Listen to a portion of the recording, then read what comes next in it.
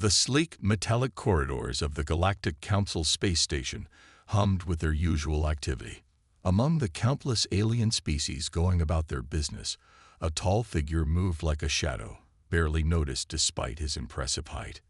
His name was Kex, and for the past 200 years, he had been the most feared assassin in 3 galactic arms. Kex's dark gray skin helped him blend into the shadows as he made his way to a private meeting room in the station's lower levels. His steps were silent, a habit formed over centuries of successful missions. The digital contract reader in his pocket felt heavier than usual. This job offered more credits than his last 10 contracts combined. The meeting room's door slid open with a soft hiss. Inside, his client, a blob-like creature from the outer systems, waited in the dim light. Kex had worked with this particular contractor before, but something felt different this time. The creature's usual confident purple glow seemed muted, almost nervous. "You received the contract details?" The blob-like being asked, its translation device making the words sound flat and emotionless. Kex nodded, his 4 eyes blinking in sequence, a sign of attention in his species.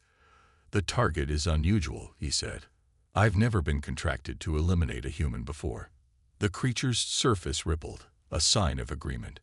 "The human's name is James Miller. He's a diplomat, recently appointed to the Galactic Council. The payment will be triple if you make it look like an accident." As Kex reviewed the contract details on his reader, a message flashed across the screen. At first, he thought it was a system malfunction. "Warning. Walk away while you still can." The message disappeared as quickly as it had come. Kex dismissed it as a random glitch and returned his attention to the contract. The target seemed simple enough. A single human male, unmodified, no special cybernetic enhancements. The file included images of a plain-looking human with graying hair and wrinkles around his eyes. "I accept the contract," Kex said, pressing his palm against the reader. His unique biological signature sealed the deal. The blob-like being's color darkened slightly. "Be careful with this one, Kex. Humans are different." Kex almost laughed. In his centuries of work, he had eliminated targets from over 40 different species. He had taken down heavily armed warlords and genetically enhanced merchants. How dangerous could one ordinary human be? Back in his private quarters, Kex began his usual preparation routine. He accessed the station's database to study his target's schedule, but something strange happened. His screen flickered, and another message appeared. "This is not a malfunction. You are making a mistake. Humans are not like your previous targets." Kex ran a security scan, but found no traces of hacking or interference. As he worked to gather more information about James Miller, his communication device chimed. An anonymous message had somehow bypassed all this security. "You don't understand what you're dealing with. Run." For the first time in decades, Kex felt a slight tingle of uncertainty. He had never received warnings before. Usually, his targets never knew what hit them. His perfect record spoke for itself. 200 years, over 300 successful eliminations, 0 failures. He pulled up the human's daily routine. James Miller spent most of his time in diplomatic meetings, ate in public places, and took regular walks through the station's artificial garden. All very predictable, very normal. Yet, as Kex planned his approach, his screen flashed one more time. "Last warning. Walk away while you still can. Humans are not prey." Kex shut down his systems, his 4 eyes narrowing in concentration. These warnings were unlike anything he had encountered before. But he had a reputation to maintain. No target had ever escaped him, and no human would be the first. As he began preparing his equipment for the mission, Kex didn't notice the small red light blinking on his ceiling, a human security camera design so simple that his advanced detection systems had overlooked it completely. The game had begun, but not the one Kex thought he was playing. Kex sat in his darkened quarters, surrounded by floating holographic screens. Each display showed different pieces of information about humans, and what he learned made him increasingly uneasy. The first document detailed human survival capabilities. Unlike most species that evolved in controlled environments, humans came from what the galactic community called a death world. Their planet, Earth, had wild temperature swings, powerful storms, and thousands of deadly predators. Yet somehow, humans had become the apex predators of their world. Interesting, Kex muttered, his 4 eyes focusing on different screens simultaneously. He pulled up another file about human physical abilities. What he read made his gray skin pale slightly. Humans could run for hours without stopping. They could survive with broken bones, lost limbs, and damaged organs. Their bodies could adapt to almost any environment, from freezing mountains to burning deserts. Most surprisingly, they could survive massive blood loss and still keep fighting. His computer chimed with an incoming message. Have you studied enough to understand why you should walk away? Kex ignored the warning and opened the historical archives. What he found there made his heart skip a beat. Every species that had ever tried to conquer or eliminate humans had failed. The archives showed images of massive alien warships destroyed by much smaller human vessels. Records told stories of alien armies retreating from human guerrilla fighters. One particular case caught his attention. A powerful alien empire had tried to assassinate a human diplomatic team 50 years ago. The empire no longer existed. The humans hadn't just defeated them. They had systematically dismantled their entire civilization. This cannot be correct, Kex whispered, checking the data again. His screen flickered. The data is accurate. Humans don't just survive. They remember. And they respond. Kex pulled up James Miller's file again. The simple-looking diplomat had served in something called the Marine Corps before becoming a diplomat. Kex searched for information about this organization and found himself watching videos of human combat training. His professional confidence wavered as he watched humans practicing hundreds of different fighting styles. Most species had 1 or 2 ways of fighting. Humans had developed thousands, each designed to kill or disable opponents in different ways. Another message flashed across his screen. They're the only species that invented multiple ways to fight for fun. Kex started digging deeper into human medical data, looking for weaknesses. Instead, he found more disturbing facts. Humans had pain tolerance far beyond normal species. They could enter a state called adrenaline rush that made them temporarily stronger and faster. Most worryingly, they could become more dangerous when injured. How? Kex asked the empty room. How do they become stronger when damaged? His computer responded with another warning message. Because they evolved as pursuit predators. Pain is just information to them. Injury makes them angry, not weak. Kex leaned back in his chair, his professional calm finally cracking. In 200 years of assassinations, he had never questioned a contract. But now, a new file appeared on his screen. Security footage from various human conflicts. He watched in growing horror as human soldiers continued fighting with injuries that would have killed any other species. He saw humans using simple tools as deadly weapons, adapting enemy technology against them, and most disturbingly, smiling in the middle of combat.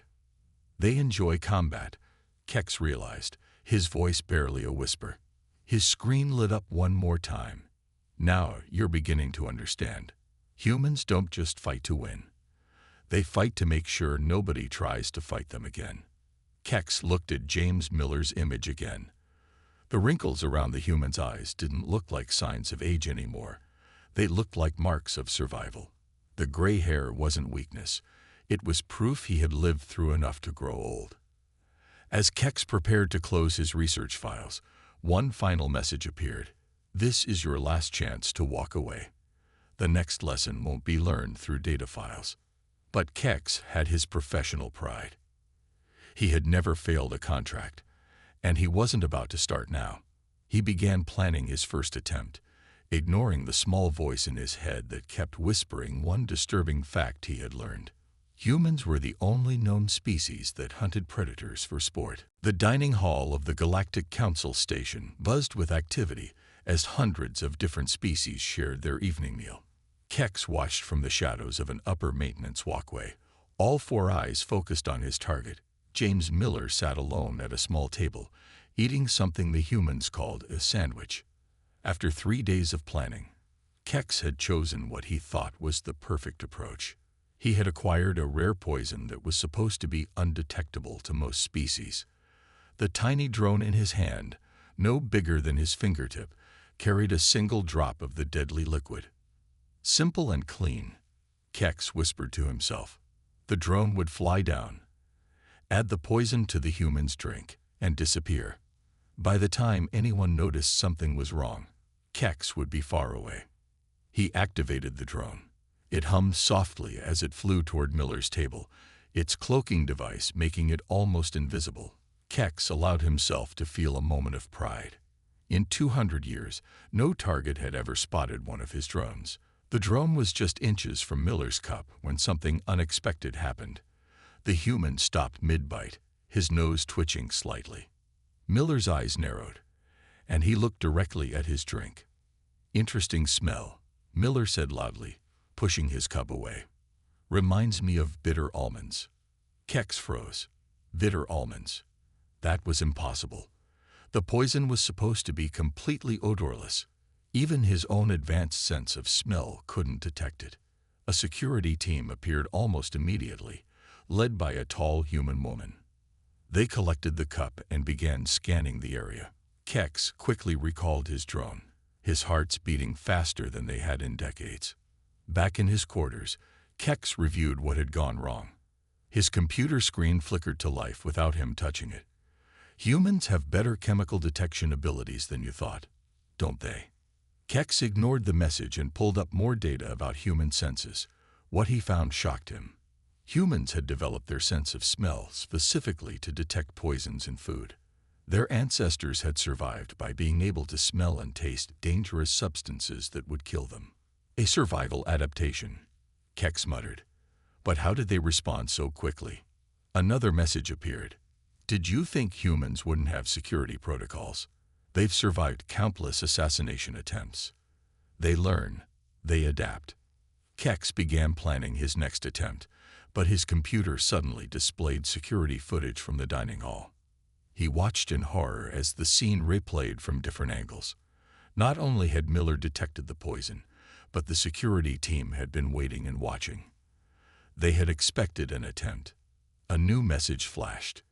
They knew you were coming. They'd known since you accepted the contract. Kex felt something he hadn't experienced in centuries. Fear. He checked his quarters for surveillance devices again, but found nothing. Yet somehow, the humans were one step ahead of him. His communication device beeped. A message from his client. The price is doubled if you can complete the contract within 3 days. As Kex considered his options, he noticed something odd about Miller's behavior in the security footage. The human hadn't seemed surprised or scared. In fact, Miller had smiled when he smelled the poison. "They're playing with me," Kex realized, his professional pride taking a hit. His screen flashed again. Not playing. Teaching. There's a difference. Kex began to understand that this contract was unlike any other he had taken. His usual methods wouldn't work. His target wasn't just surviving. He was participating in some kind of dangerous game. The final message of the day appeared on his screen. Last chance to walk away. The next attempt will have consequences. But Kex had his reputation to consider. He had never failed before, and he wasn't about to let a single human ruin his perfect record. He began preparing for his second attempt, trying to ignore the growing feeling that he was no longer the hunter in this situation.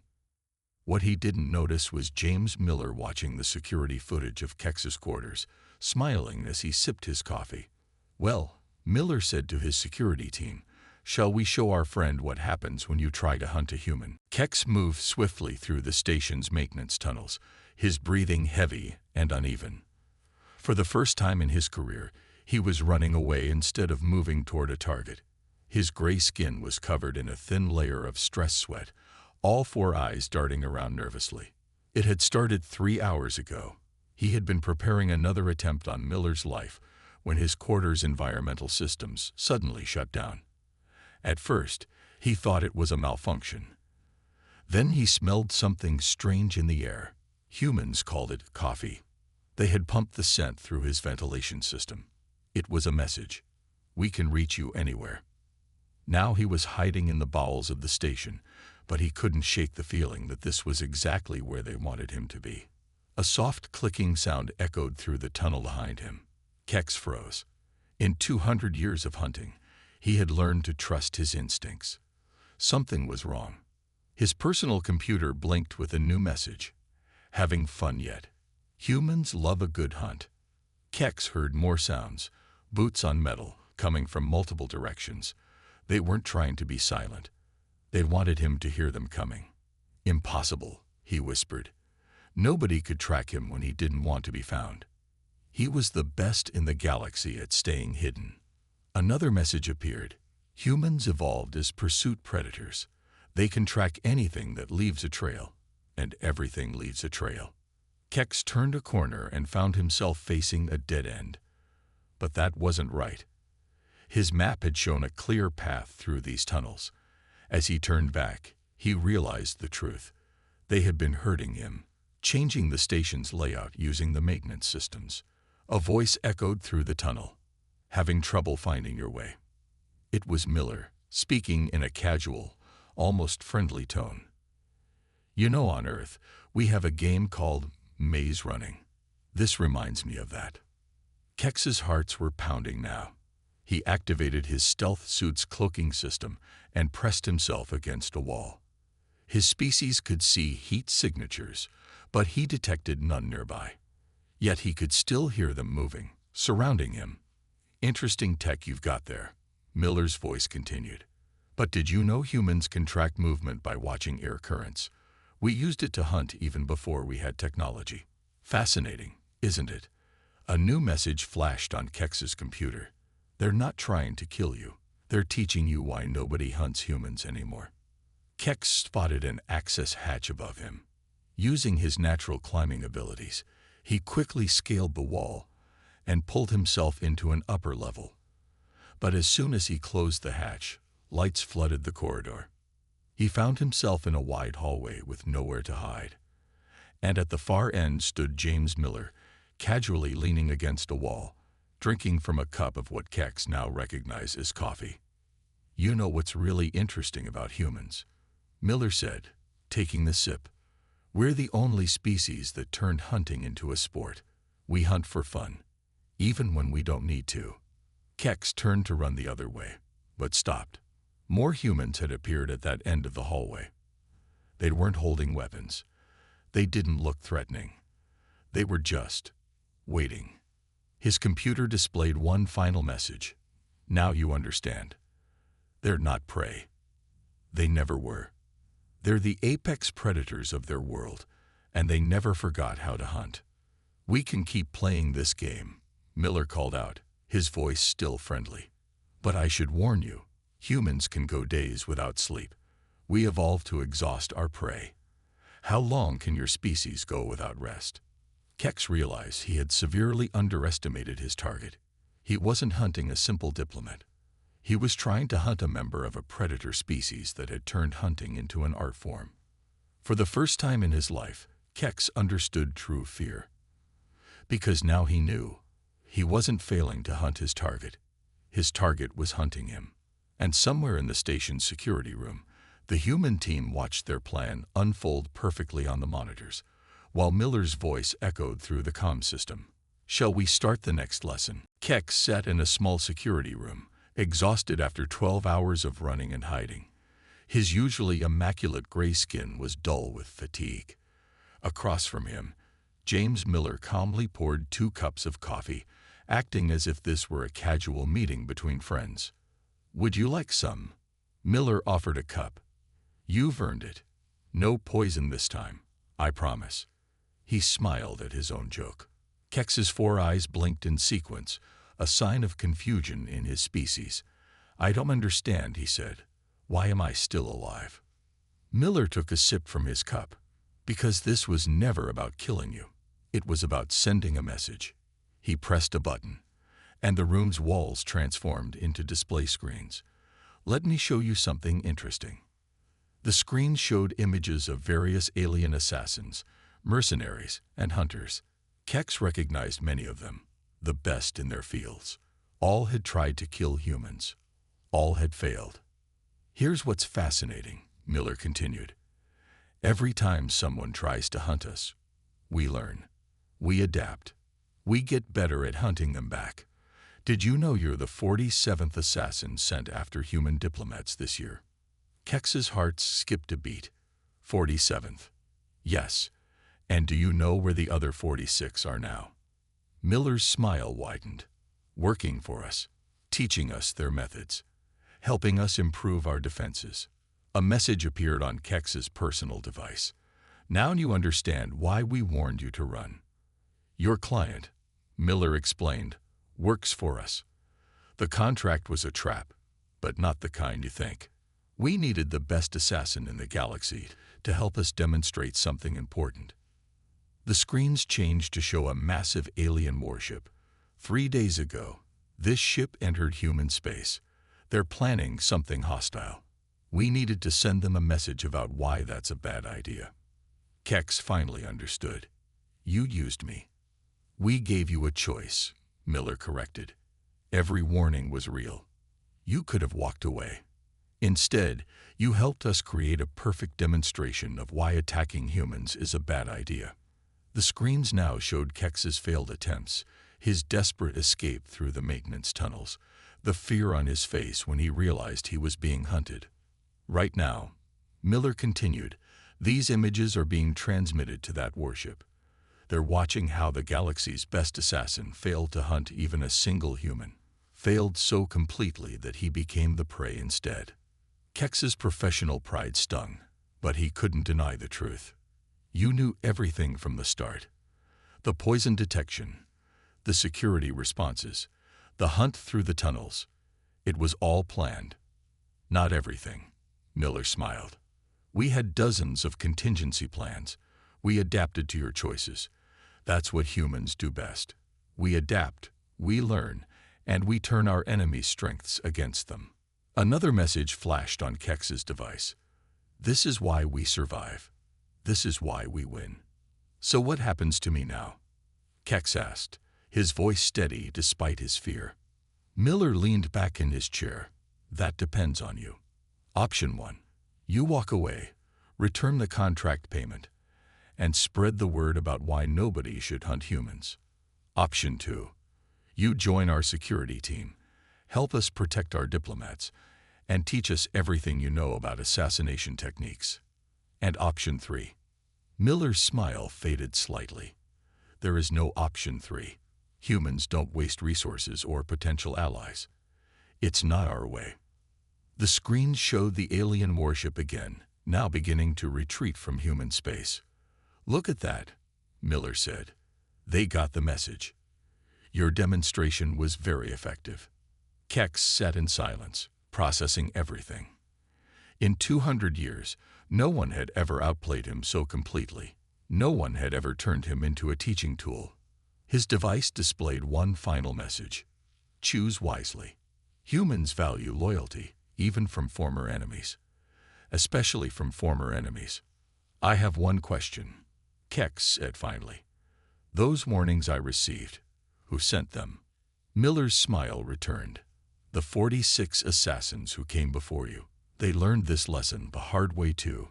Now they help us teach it to others.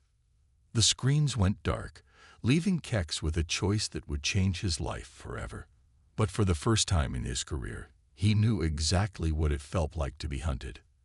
And he never wanted to experience it again. Kex stood at the window of the station's observation deck, watching the stars. Behind him, projected holograms filled the room with images of Earth's military history. He had been studying them for hours, trying to understand the species that had so thoroughly defeated him. Fascinating, isn't it? Miller walked up beside him, carrying 2 steaming cups. Tea this time, not coffee. You look like you could use something calming.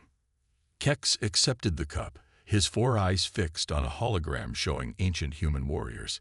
"Your species fought with pointed sticks and sharp rocks," he said, "but you still survived against creatures 10 times your size." "Spears and arrows," Miller corrected. "Simple tools that changed everything.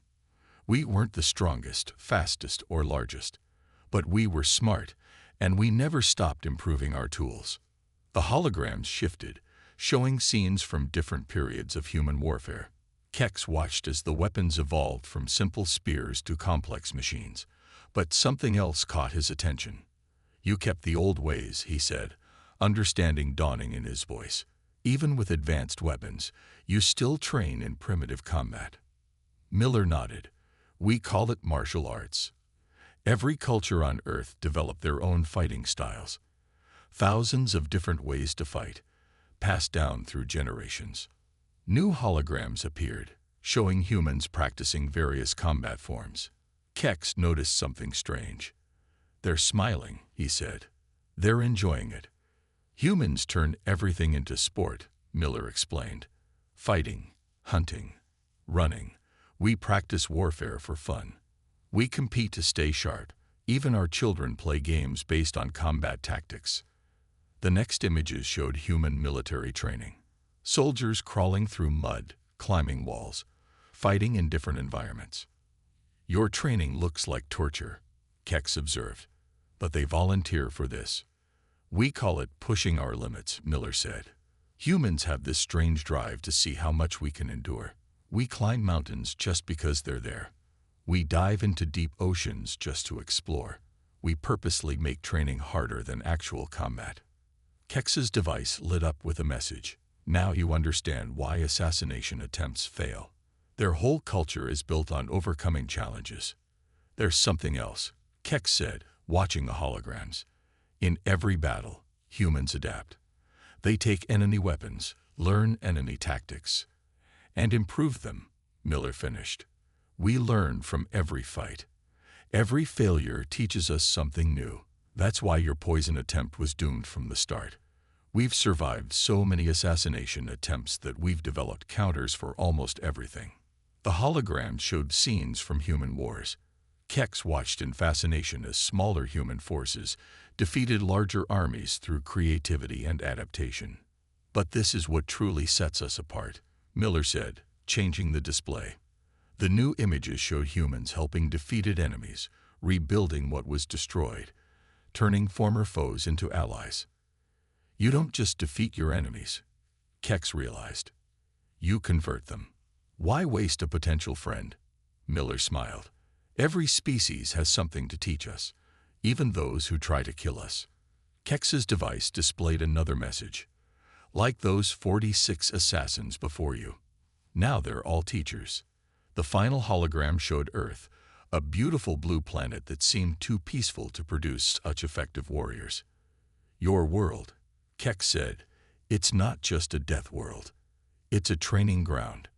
Everything on Earth tried to kill us," Miller explained. "The weather, the animals, even microscopic organisms. We survived by becoming better predators than anything that hunted us. But we also learned to adapt, to use our minds as well as our strength." Kex looked at his own reflection in the window, seeing himself differently now. "When I took this contract, I thought I was the apex predator," he admitted. "I was wrong." "No," Miller corrected him. "You weren't wrong about being an apex predator. You were just wrong about being the only one. Humans respect predators. That's why we're giving you a choice instead of simply eliminating you." The holograms faded, leaving them in the starlight. Kex understood now why the warnings had been so urgent. He had never been hunting a simple diplomat. He had been hunting the end result of millions of years of evolution on a death world, a member of a species that had turned survival into an art form. "I think," Kex said finally, "I'm ready to make my choice." Miller smiled. "I thought you might be. Let's talk about your future." 3 months had passed since Kex's failed assassination attempt. He stood in the station's main training hall, watching a group of new alien diplomats arriving. His 4 eyes tracked their movements, but not as a hunter anymore. Now he watched as a protector. "See anything interesting?" Miller asked, joining him at his observation post. "Two assassins," Kex replied calmly. "One disguised as a maintenance worker, one pretending to be a trader. Both amateurs." He smiled slightly. "Nothing like I used to be. Want to handle this one yourself?" Miller sipped his ever-present coffee. "Consider it a final test." Kex touched the new security badge on his chest, a symbol of his choice to join humanity's defensive forces. "No need to handle it directly," he said. "The messages have already been sent." On cue, both disguised assassins received alerts on their devices. Kex knew exactly what they were reading, the same kind of warnings he had ignored 3 months ago. But these messages came with proof. Videos of his own failed attempt, along with a personal note. "I prefer teaching these days," Kex explained. "It's more effective than hunting." Miller nodded approvingly. "You've learned well. How many have you convinced to walk away so far?" 17, Kex said proudly. "All but 2 joined our security force. The other 2 went home to spread the word. Don't hunt humans." They watched as both assassins read their messages. One immediately turned and headed for the exit. The other hesitated, looking around nervously. "The second one will need more convincing," Kex observed. "Shall we show them the maze?" Miller chuckled. "You enjoyed that maze a little too much when it was your turn to be the hunter last week." "Humans aren't the only ones who can learn to enjoy the hunt," Kex replied. "Though I still don't understand how you can drink that coffee stuff." Their conversation was interrupted by a message on the main security screen. The alien warship that had retreated 3 months ago was back, but this time for diplomatic talks. "Another success story," Miller said. "They're asking for defensive training now. Want to guess who they're afraid of?" "Not afraid," Kex corrected him. "Respectful. There's a difference. I should know." The hesitating assassin finally made their choice, walking toward the security office instead of leaving. Another potential ally won over without a single shot fired. "You know," Miller said thoughtfully, "when we first set up this program, many humans wanted to just eliminate the threats. But someone remembered an old Earth saying, 'Keep your friends close and your enemies closer.' And now those enemies are your best defenders." Kex finished. "Like me." His device lit up with a new message, but not a warning this time. "Welcome to the hunt, teacher." Kex looked around the station, his new home. He saw the mix of species working together, former enemies now allies, all united under human guidance. The apex predators had become protectors, teaching others why peace was better than conflict. "The client who hired me," Kex said suddenly. "They're here today, aren't they?" Miller nodded toward a familiar blob-like being entering the station. "Ready to meet your former employer properly? They're joining our diplomatic team." Kex straightened his security uniform. The galaxy's greatest assassin and his employer, both working for humans now. The irony is not lost on me. "Not working for humans," Miller corrected. "Working with humans. That's the lesson we really wanted to teach. We don't want servants or subjects. We want allies who understand us." As they walked to greet the new arrivals, Kex reflected on his journey. He had gone from being the galaxy's deadliest assassin to becoming a teacher, protector, and ally to the very species he had tried to hunt. His device showed one final message. The best hunters become the best protectors. Welcome to the pack. Looking at the stars through the station's window, Kex made a silent promise. He would make sure everyone in the galaxy learned what he had learned. Humans weren't just another species to be hunted. They were teachers, waiting to show the galaxy a better way, even if sometimes those lessons had to be taught the hard way. The end.